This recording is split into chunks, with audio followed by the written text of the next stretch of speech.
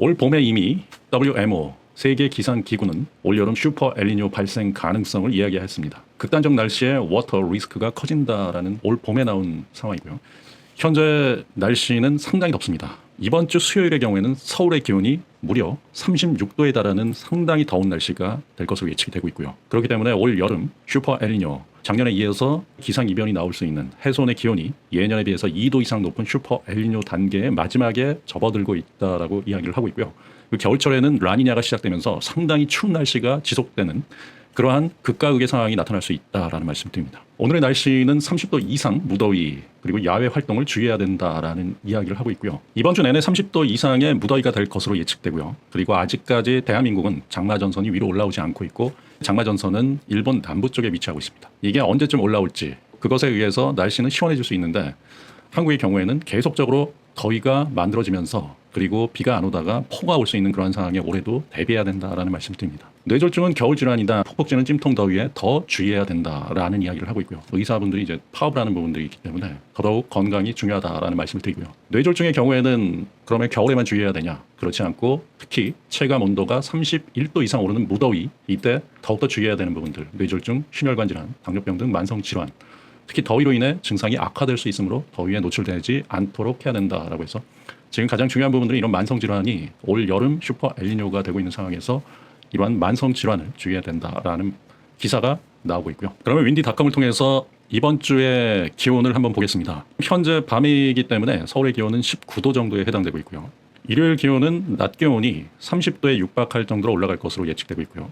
그리고 월요일의 경우에는 낮 기온이 동일하게 30도에 육박하는 서울 기온이 될 것으로 예측하고 있습니다. 화요일의 경우에는 낮 기온이 30도를 넘어설 것으로 예측되고 있고요. 이번 주 수요일의 경우에는 상당히 더운 날씨가 예측되고 있는데요. 서울의 기온이 무려 36도에 달할 것으로 예측되고 있습니다. 대전광역시는 수요일 38도 그리고 광주광역시 역시도 35도에 달하는 상당히 더운 날씨가 될 것으로 예측되고 있습니다.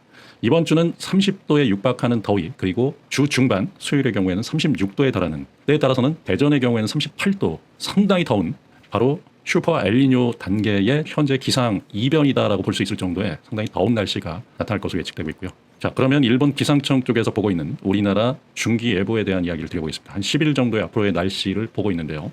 6월 16일 아침과 저녁, 오전 9시, 오후 9시 이렇게 나오는 부분들인데 보시면은 장마전선이 일본 남부 쪽에 위치하고 있습니다. 이것이 일본 쪽에 남부에서 왔다 갔다를 반복하면서 비가 왔다 그리고 멈춤을 계속 반복하고 있습니다. 6월 16일 오전 9시 일본 남부 쪽에 비가 올 것으로 예측되고 있고요. 그리고 오후 9시에는 비가 오는 구역이 없습니다. 대한민국의 경우는 보시면은 구름은 낄 수 있겠지만 비가 오는 구역이 없다라고 볼 정도로 굉장히 더운 날씨가 지속될 것으로 예측되고 있습니다. 우리나라에는 고기압이 자리 잡을 것으로 예측되고요. 6월 17일의 경우 우리나라 역시 고기압이 자리 잡고 있는데 보시면 정체전선이 이번에는 밑으로 내려가면서 장마전선이 내려가면서 일본 쪽도 비가 오는 구역이 없을 것으로 예측되고 있고요. 그리고 장마전선 저기압이 이동하면서 이 저기압은 비구름을 가지고 이동하고 있습니다. 그러면서 일본의 남부 쪽에 일부 비가 오는 구역이 있을 수 있는데 우리나라는 6월 17일 월요일에도 비가 오지 않을 것으로 예측되고 있습니다. 6월 18일의 경우에는 이 장마전선이 일본 남부 쪽으로 이동을 하면서 이게 올라간다라고 보죠. 저기압이 이동하면서 그러면서 이 장마전선이 형성되고 있는 부분들 선형 강수대가 이렇게 형성되고 있는 부분들이 보이죠. 그래서 일본 지역 남부에 비가 오는 구역이 있을 수 있고요. 대한민국은 고기압이 자리 잡고 비가 오는 구역이 없음을 볼 수 있습니다. 6월 19일 역시 이 비구름대가 밑으로 내려가면서 저기압이 이동하면서 비구름대는 내려가고 일본 지역이 일부가 남부 쪽에 비가 오는 구역이 있지만 대한민국은 고기압이 자리 잡으면서 비가 오는 구역이 없고요. 그리고 6월 19일 오후 역시도 일본 남부 쪽에 선형 강수대가 이렇게 만들어지면서 일본 쪽은 비가 오는 구역이 있을 수 있지만 대한민국은 맑은 날씨 내지는 구름이 좀 낄 수 있는 날씨가 지속될 것으로 예측하고 있습니다. 6월 20일 역시도 보시면 일본 남부 쪽에 비구름대 이 선형 강수대가 이렇게 만들어지고 있죠. 그러면서 일본 남부에는 비가 올 가능성이 크다라고 이야기를 하고 있고요. 우리나라 쪽은 이때도 비가 오는 상황이 없을 것으로 예측되고 있습니다. 6월 20일까지는 우리나라 맑거나 구름이 끼는 날씨가 지속될 것으로 예측되고요. 6월 21일 저기압이 이동하면서 대한민국 쪽으로 서서히 올라오고 있는 상황들이 보입니다. 한국에 비가 올 가능성이 큰 날은 6월 21일 오후가 될 것으로 예측되고 있고요. 제주도는 오전에도 비가 오는 구역이 있을 수 있고요. 그리고 오후가 되면서 우리나라 남부 쪽, 그다음에 중부 쪽까지 비가 오는 구역이 많아질 것이다 라고 하는데 아직까지는 이 장마전선이 대한민국 쪽으로 올라올지 아닐지는 좀 두고 봐야 되지 않나라고 보고요. 어쨌든 선형 강수대가 점차 우리나라 쪽으로 올라오고 있는 부분들이 있을 수 있다라고 봅니다. 6월 22일 역시 중국으로부터의 저기압이 이동하면서 우리나라 쪽에 비구름대를 몰고 올 수 있고요. 남부 쪽에 비가 오는 구역이 있을 수 있고요. 그리고 6월 22일 오후 역시도 비가 오는 구역이 있을 수 있다라고 봅니다. 이제는 장마에 접어드는지 여부를 지켜봐야 되는 상황들 6월 21일 이후 상황입니다. 그리고 6월 23일